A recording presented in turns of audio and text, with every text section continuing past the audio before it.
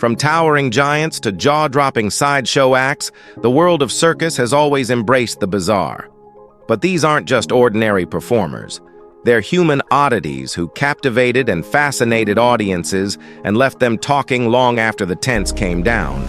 Some of these performers lived a good life, made wealth, and achieved worldwide fame that most ordinary people could never dream of. Others, however, endured harsh treatment. So, join us for today's video as we dive into the lives of 15 bizarre circus freaks you won't believe are real. Number 15. The Circassian lady, Zaluma Agra, was the first in a line of women billed as the Circassian ladies. There's not much known about her personally, but it's believed she was simply hired to act the part, unlike many other sideshow performers who had visible conditions. What's 100% certain is that the legendary P.T. Barnum created her. In the late 1800s, the ideal woman, the image of racial purity and beauty, was the Circassian woman. The myth began a century earlier, with tales of pale-skinned women sold into slavery and placed in Turkish harems. In 1864, Barnum asked an associate to find one. When he failed, Barnum invented one instead. He called her Zaluma Agra, or Star of the East, dressed her in jewels and gowns, and told her to wash her hair in beer and comb it into a fluffy halo. That look became iconic. Sideshows across the country copied the style, even though it had nothing to do with real Circassian women from the Caucasus region. Number 14. The Spotted Negro Boy. George Alexander Grattan was born on the Caribbean island of St. Vincent in 1808. His parents were African slaves working on a plantation owned by Mr. Alexander, who was stunned by the boy's appearance. George was born with piebaldism, a genetic condition marked by patches of pale skin, especially on the upper body and face. Seeing a prophet, Alexander placed the baby under the care of Grattan, the plantation's overseer, who eventually gave him his last name. George was displayed as an infant around St. Vincent, with an entry fee of $1 to see him. By 15 months, he was shipped to England and sold to Richardson for 1,000 guineas, about $132,000 today. He toured England as the beautiful Spotted Negro Boy, admired for both his rare skin and bright personality. Baptized in 1810, he performed up to 12 hours daily. The schedule likely contributed to his early death at just 4 years old. Richardson buried him in a vault in Buckinghamshire. Number 13. The Tochi brothers. Born in 1877 in Italy, Giacomo and Giovanni Tochi hold the Guinness record for the oldest living conjoined twins, reaching 63 years of age. They were connected at the sixth rib, sharing one pair of legs, each controlled one, but had separate lungs, hearts, stomachs, and circulatory systems. One could get sick while the other stayed healthy. People often noted their different personalities. Giovanni liked beer, while Giacomo just water. Giovanni drew well. Giacomo was more talkative. Their parents were horrified at birth, but soon realized their son's deformities had financial potential. First touring Europe, the twins eventually made it to the U.S. They were billed as the Two-Headed Boy and the Wonderful Blended Twins. Although they couldn't stand on their own, they were smart, multilingual, and musically gifted. Giovanni was considered more intelligent. They got along most of the time, though fights did happen. By 1891, they earned $1,000 a week. That's about $25,000 today. Scientific American praised them as good examples. Number 12. Pansy Chinery. In the early 1900s, aerial performances were all the rage, but few ever dared what Pansy Chinery, also known as Eda Ayana, pulled off. She was, let's say, one of a kind. Pansy was an aerialist who hung high above the circus tent, suspended solely by her teeth. Clamped onto a steel ring or leather strap, she spun, twisted, and swung over stunned audiences, without a safety net or even trained assistance. Her act was both terrifying and mesmerizing, leaving crowds gasping, some looking away in fear while others couldn't look away. She built her career entirely on grit and nerve. Beyond the spotlight, little is known about her private life, but her death-defying stunts made her a sensation during the World War I era circuses. At a time when women were expected to stay grounded, Pansy soared, showing that female performers could blend strength, danger, and elegance in a single act. Her routine remains one of the most daring examples of aerial sideshow artistry ever attempted, a true icon in the history of circus. Number 11. Hop, the Frog Boy. Samuel Parks was born in 1874 with a condition called osteogenesis imperfecta. This genetic disorder is mostly known for causing brittle bones that fracture easily. Some people live with mild forms, but the more extreme types come with hundreds of broken bones, scoliosis, weak teeth, short stature, and even fragile skin and muscles. For Parks, the condition meant constant breaks and severely twisted limbs. He first appeared publicly at the 1893 Chicago World's Fair as a medical exhibit. Realizing he could support his poor family, he entered sideshows full-time. He leaned into his frail, contorted body, performing as a frog and often crawling on all fours. He was promoted as having the limbs of a bullfrog with the face of a man. Parks married twice, though his life was marked with loss. His first wife died in childbirth along with their second baby. Their first child, a son, was born healthy. Years later, Parks married again, a performer called the Connecticut Midget. Together, they toured briefly as the world's strangest couple. Number 10. Teodullo Valenuela. This 645-pound miniature tank once held the record as the world's heaviest man. But beneath that headline was someone living inside a body that brought both agony and attention. Teo became a regular fixture at traveling shows and county fairs, attracting audiences who came to gawk. In an era when obesity was mocked more than understood, he stood under the lights, earning a living, and perhaps purpose, through the eyes of strangers. Nothing about his daily routine was easy. Walking, dressing, even breathing required effort that words can't describe. But on stage, Teo flipped the script. He used humor as a shield, making sure the crowd laughed with him, not at him. That confidence made him unforgettable. His private life still remains largely unknown. But one thing's for sure, Teo wasn't just another act. He owned his difference, turned it into a persona, and secured his place in sideshow history as someone who defied cruelty by embracing what made him impossible to ignore. What do you think about him? Let us know. Number 9. Darwin's missing link. According to the posters and pamphlets advertising her, Crow was proof of Darwin's missing link, the living transition between man and monkey. She was said to have food pouch cheeks, a faint tail, full lips, and hair covering her entire body. Crow was just 7 when she first appeared at London's Westminster Aquarium in 1883. Before her death in 1926, she performed with Barnum and Bailey and the Ringling Brothers. The aquarium itself was notorious, part sideshow, part brothel, and Crow became both erotic and exotic. Her unique features, coupled with fabricated scientific claims, drew all kinds of spectators. In 1883, she was displayed before scholars at Trinity College in Dublin. Doctors were encouraged to confirm that she was born into a family of similar traits, not just a random anomaly. But Crow was far from primitive. By her teens, she was educated, fluent in 5 languages, and could read, write, and play piano. Carefully trained and marketed, she became a thinking, cultured woman displayed as a half-simian oddity. Number 8. Unie. In the early 20th century, when science hadn't yet explained conditions like albinism, Unie became one of the most famous sideshow acts. Born without pigment in his skin, hair, or eyes, his stark white features, nearly transparent hair and lashes captivated everyone who saw him.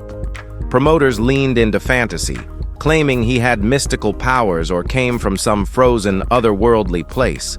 In reality, Unie was dependable, calm, and carried himself with professionalism. He performed with the likes of Barnum and Bailey and the Ringling Brothers, securing a place in top-tier circuses. Bright lights and camera flashes were painful. Albinism causes light sensitivity, but he endured, pushing through the discomfort to keep his act alive. Spectators stared, not out of cruelty, but fascination with what they couldn't explain. Behind that unusual image was a man who worked hard, spoke well, and carried himself with pride. Long before awareness or acceptance existed, Unzi helped put albinism in the public eye, years ahead of its time. Number 7. George Williams. Despite what circus flyers claimed, George didn't have an actual turtle shell. Dubbed Turtle Boy, he likely had parastramatic dysplasia, a rare disorder causing curved limbs and extreme dwarfism. Standing only 18 inches tall and weighing 39 pounds, he was promoted as having flipper-like hands and feet with the head of a man. While his physical differences drew interest, Williams also stunned crowds with his singing and musical skills. He played many instruments, including the flute. In his spare time, he enjoyed gambling and playing pool, as long as he could walk across the table. He even gained media attention after suing New York for injuries caused by a sidewalk rut that overturned his wheelchair. Though he lost the case, the public remembered him not just for how he looked, but for how he lived. For a man whose body became the show, Williams made sure people also saw his talents, wit, and relentless spirit, both on stage and off. Number 6. Lavy Valley. Lavy, aka Charmian, made her mark as a trapeze artist with an act unlike any other. In the early 1900s, when modesty dictated women's roles, she defied expectations. Her routine began in a full Victorian gown. As she swung from the trapeze, she removed each garment, petticoats, gloves, bodice, until finally revealing a sleek leotard beneath. Audiences were stunned, scandalized, and mesmerized. But Charmian's performance was not cheap provocation. It was expression and rebellion fused with motion. She dominated the air, not as a curiosity, but as a commanding female force in a male-run world. Even Thomas Edison filmed her in 1901, capturing her provocative strip trapeze routine on early motion picture reels. Far from novelty, Charmian's act defied social codes and reimagined women's roles on stage.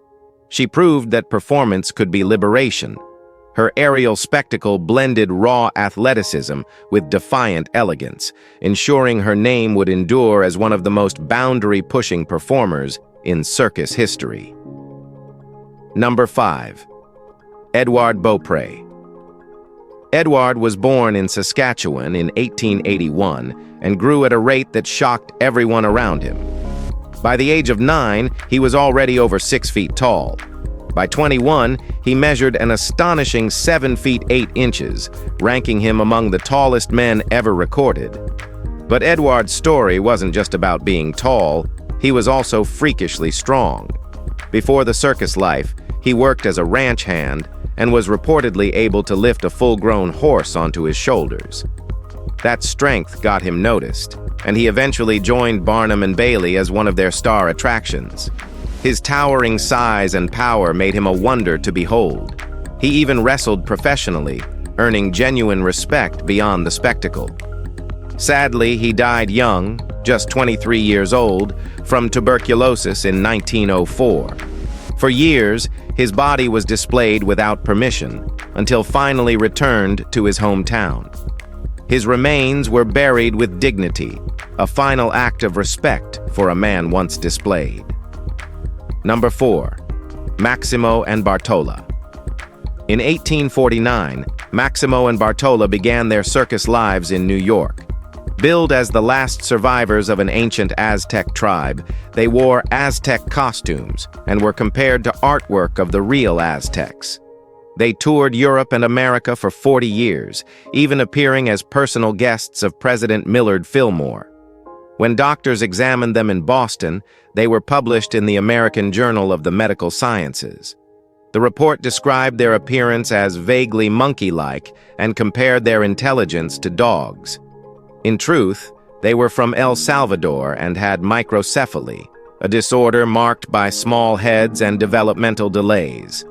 Their parents were approached by a man named Morris, who claimed he'd cure them, but instead, he sold them into freak shows for decades.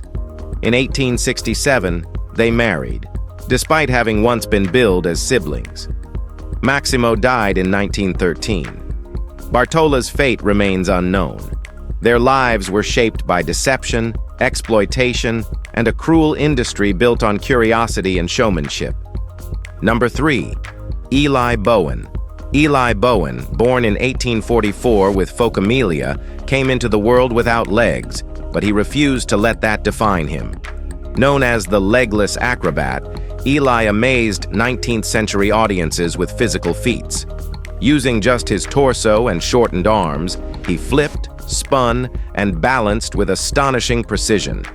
He became a star performer for major circuses across the country, including Barnum's. Spectators who came expecting pity left stunned by his athleticism and control. Barnum himself promoted Eli as proof of grit and natural talent. Outside the ring, Eli led a rich personal life. He married, raised 4 children, and maintained a steady home, something few sideshow performers could achieve in that era. His story fused resilience with artistry, proving that ability could eclipse limitation. Eli Bowen's act inspired thousands, and his personal life showed that applause wasn't the only measure of success. He was a real legend, not freak. Number 2. Sarah Biffin. Sarah Biffin was born in 1784 with no arms and only partial legs. Despite this, she was fiercely independent. She learned to sew by age 8 and was writing, using her mouth, by age 12. At 13, she left home to join Emmanuel Dukes's traveling sideshow. There, she was shown doing everyday tasks meant to wow crowds who couldn't imagine life without limbs. But Sarah had bigger ambitions. She wanted to paint. She tied a brush to her shoulder and used her mouth to control it. She quickly produced near-masterpiece portraits. She even painted the Earl of Morton, who was so impressed he sponsored her formal training with William Craig, royal painter to Queen Charlotte and Princess Charlotte of Wales. By 29, Biffin had left the sideshow circuit and opened a painting studio in London. Her work was later commissioned by George IV, William IV, and Queen Victoria. Today, her paintings hang in Britain's national portrait galleries. Number 1. Bill Dirks, born in Alabama. In 1913, Bill Dirks came into the world with a severe cleft palate and facial abnormalities that gave the impression of 2 noses and distorted forehead ridges. As he matured instead of hiding, he embraced his appearance and turned it into performance.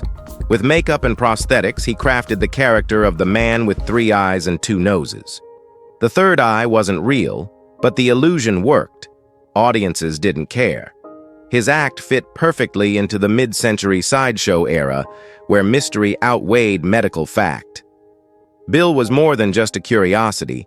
He built a full life in the carnival scene.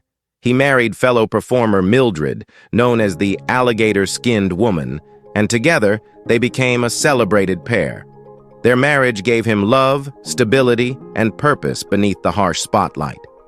Bill's story proves how self-acceptance and creative reinvention could build a career and a life.